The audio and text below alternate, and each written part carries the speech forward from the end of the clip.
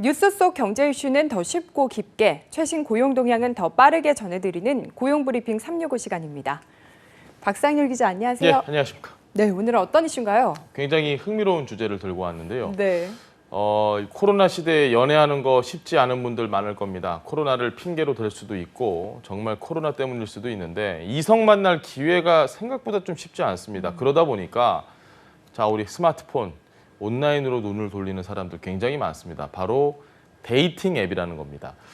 덩달아 관련 기업들의 몸가도 굉장히 오르고 있지만 그 부작용도 아주 심각한 부분들이 있습니다. 오늘 이슈팩 주제에 본격적으로 이야기하기 전에 반드시 거쳐야 할 관문이 하나 있는데요. 이 데이팅 앱을 알려면 신조어부터 알아야 합니다. 제가 박가영 아나운서께 질문을 드리겠습니다. 네. 셀소. 셀소요? 예, 셀소. 이 정도는 아시겠죠? 셀카, 셀피 뭐 이런 느낌일 것 같긴 한데 예. 셀소 뭐죠? 저는 정말 이번에 조사하면서 처음 알게 됐습니다. 바로 셀프 소개팅의 줄임말입니다. 그러니까 주선자 없이 온라인에 본인 소개글을 스스로 올려서 저 이러이러한 사람입니다. 상대를 찾는 겁니다. 본인 스스로. 데이팅 앱에 자기소개 그리고 나의 이성 취향 또 혹은 뭐 연애 성향 이런 걸 올리고 마음 맞는 사람과 연락을 하는 방식을 말하는데 바로 이때 이 셀소를 잘해야 한다, 열심히 해야 한다 이런 조언이 자주 나옵니다. 셀소가 온라인상에서는 곧 첫인상이기 때문입니다.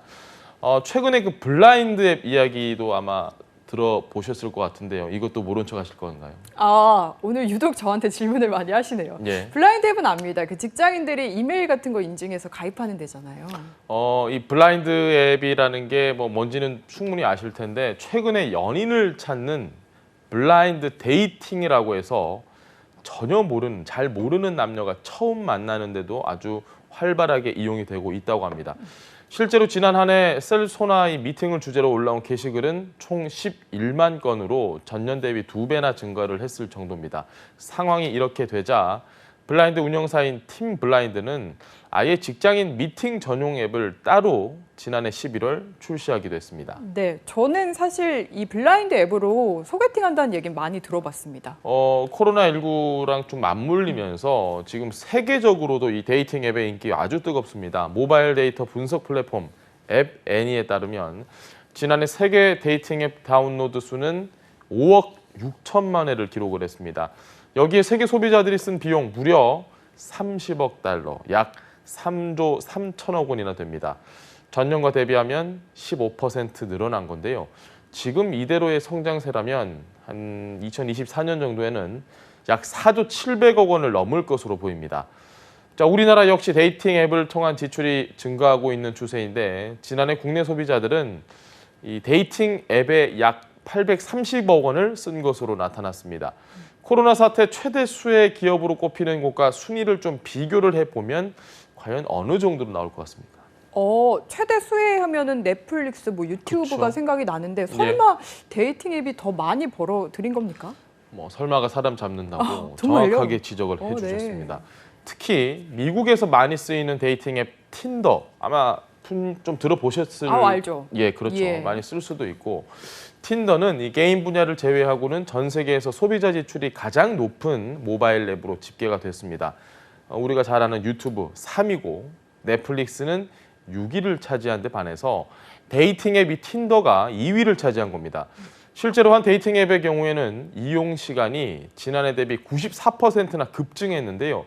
전 세계적으로 이 코로나19의 여파가 계속됨에 따라 데이팅 앱 시장은 올해도 더 커질 것이라는 게 전문가들의 분석입니다. 계속해서 데이팅 앱이 업그레이드되는 중입니다.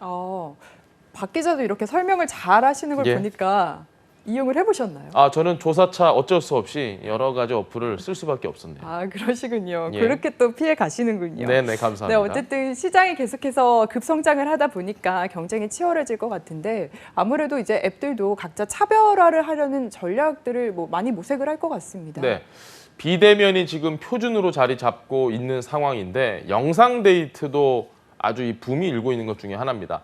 화상 데이트는 단순 매칭에 머무르던 기존 데이팅 앱에도 속속 도입이 되고 있는데요. 틴더 같은 경우 지난해 10월 말부터 이 화상 데이트 서비스를 지원을 하기 시작했고 중국 텐센트 역시 라이브 스트리밍 기반의 화상 채팅형을 결합을 했습니다. 국내 회사들도 속속 화상 채팅 기능을 도입을 하고 있는 중입니다. 네.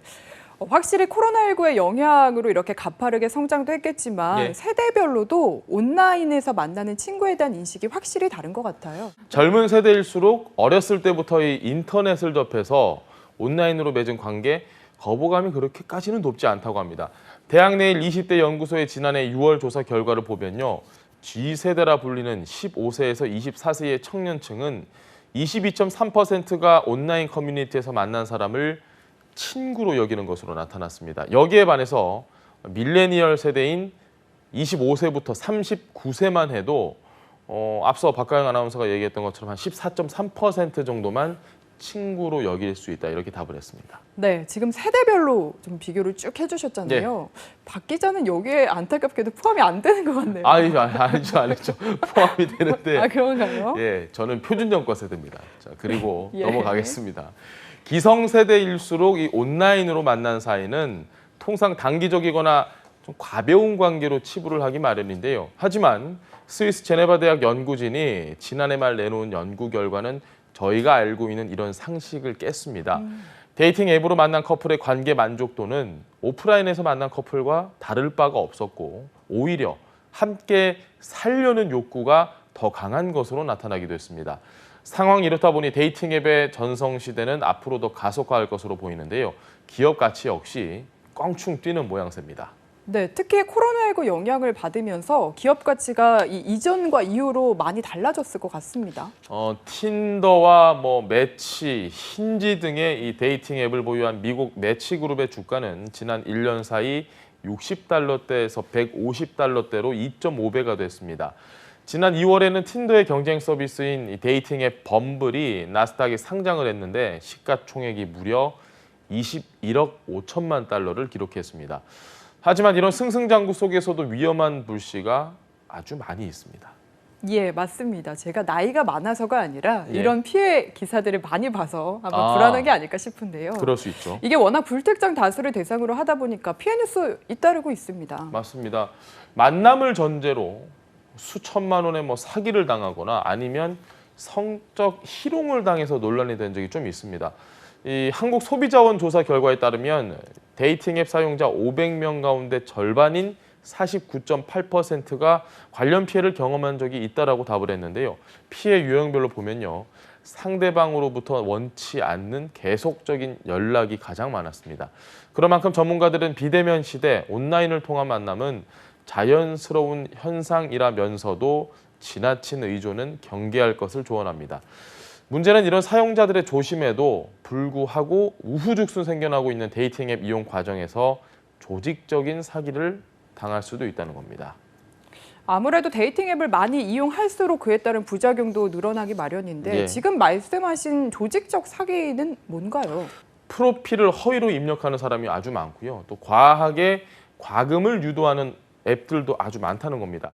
자, 이용자 풀이 적다는 점을 만회하기 위해서 일부 앱은 제 이용자가 아닌 봇, 또 알바 등을 이용을 하는데요. 마치 이제 곧 좋은 사람을 만날 수 있을 것처럼 그 분위기만 이끌어 놓은 다음에 돈 내라, 쪽지 보낼 때 돈 내라, 뭐 할 때 돈 내라, 과금을 유도한 후 사라지는 형태의 영업을 하는 앱도 있었습니다. 저도 이번에 그런 것들을 좀 보면서 이런 게 있구나라고 조사를 해봤는데 데이팅 앱이 인기를 끌면서 수많은 앱이 쏟아지면서 생긴 부작용 가운데 하나입니다.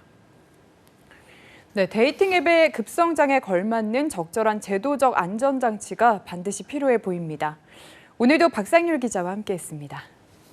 고맙습니다. 네, 감사합니다. 지금까지 고용브리핑 365였습니다.